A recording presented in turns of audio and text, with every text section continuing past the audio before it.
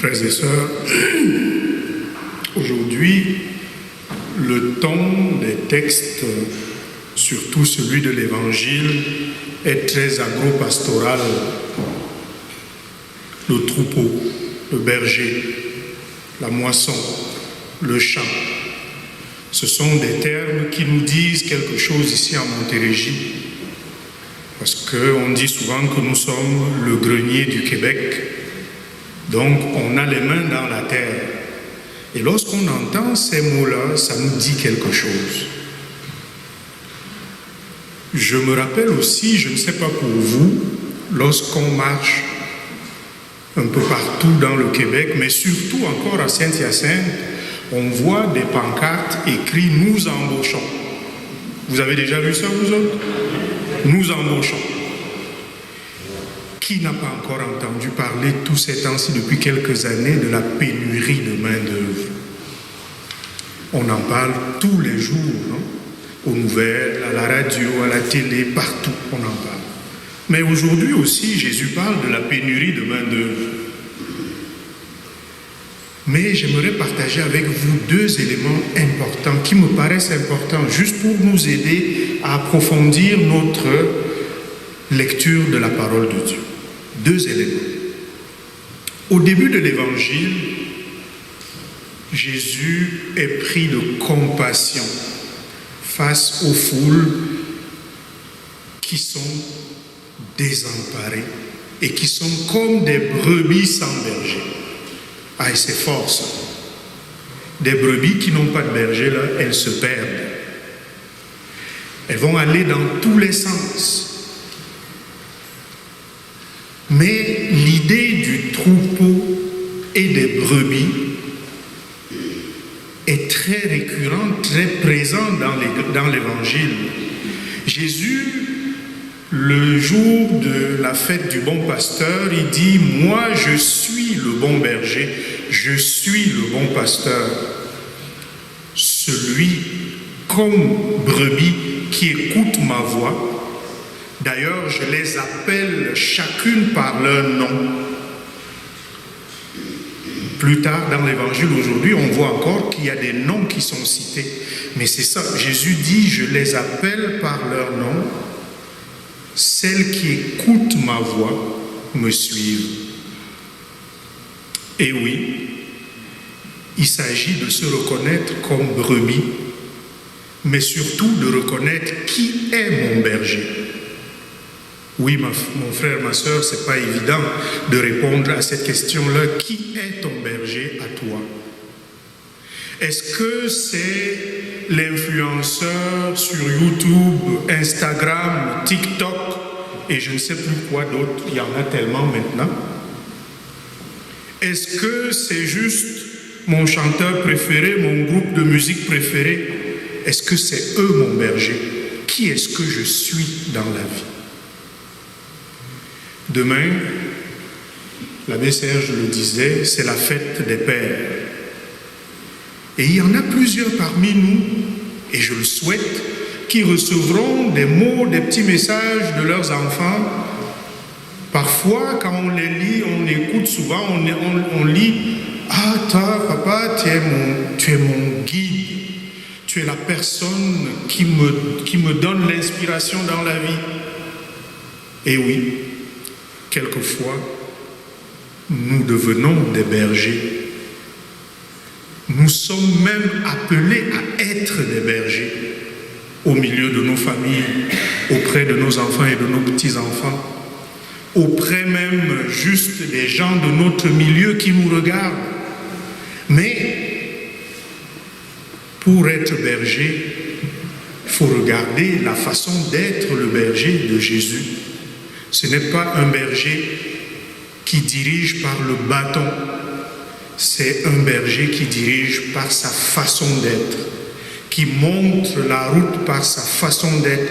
Regardez comment je suis doux et humble de cœur.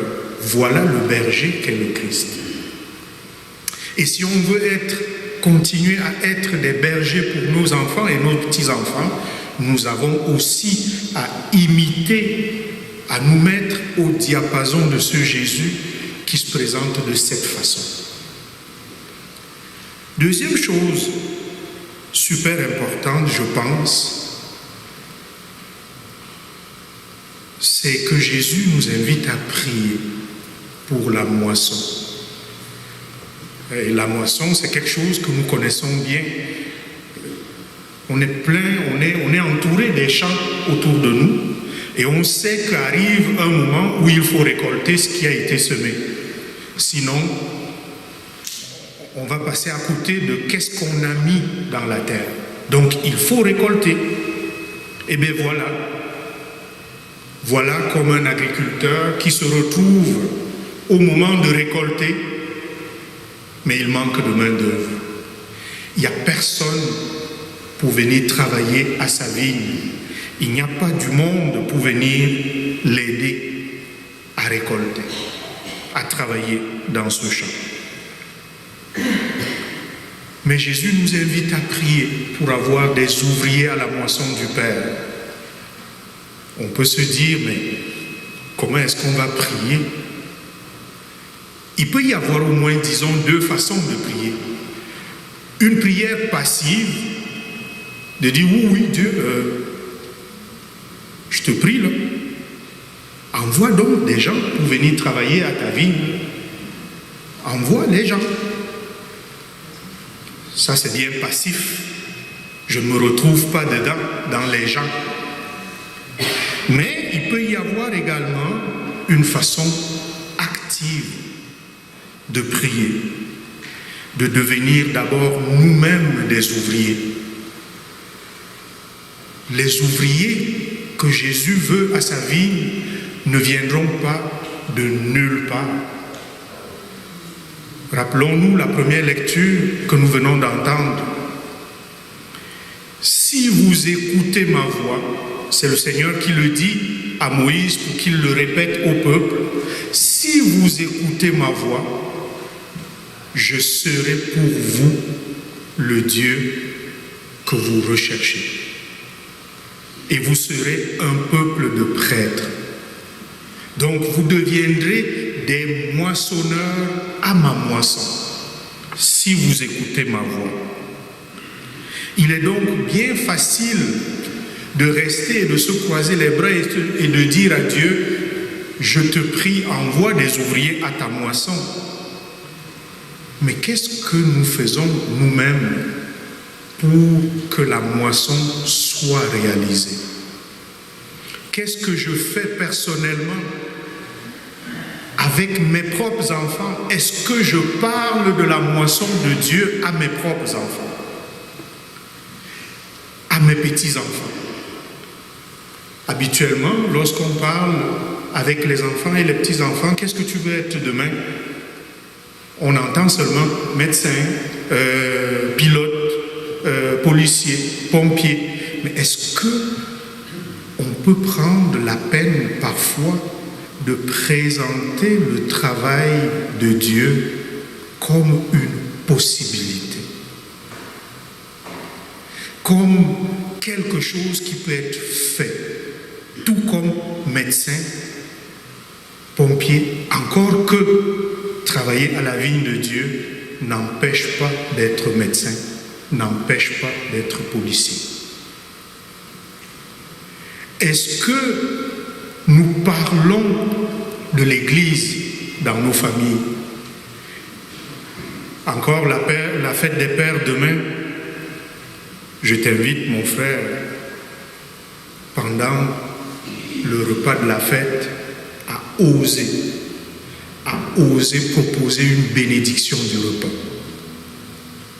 Parfois, la simple bénédiction du repas peut évoquer des questionnements dans la tête de vos jeunes. Et une question, c'est déjà le départ d'une aventure avec Dieu. Pourquoi ne pas parler de ce crucifix accroché sur le mur de la maison? Si l'enfant ou le petit enfant te pose la question, « Hé, grand-pa, c'est qui ça, lui, qui est mal pris là sur 2 morceaux de bois? C'est qui, lui? » Ça peut être le départ d'une belle aventure avec Dieu.